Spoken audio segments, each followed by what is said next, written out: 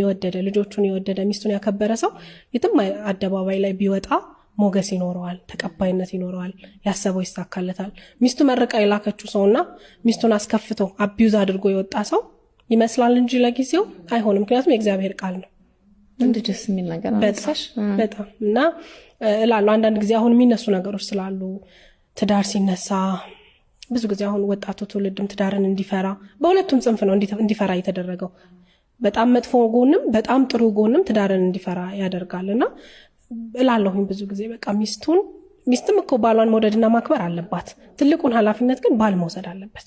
ሚስቱን የሰማ ሰው ተዋት አድርግ ያለችው ነገር ብዙ ጊዜ ሀፕን ያደርጋል። ገጥሞሽ ያቀም በጣም ሚስትን መስማት ይላሉ። በጣም አስተዋዮች ነን። ይሄ ሴትነት በተፈጥሮ የተሰጠን የማስተዋል አቅም፣ ነገሮችን አርቆ የማሰብ ምን ሊፈጠር እንደሚችል የማወቅ አይደል? ይሄ ሴንስ የማድረግ እናትነታችንም እሱ ነገር አምጥቶብናል ብዬ አስባለሁ።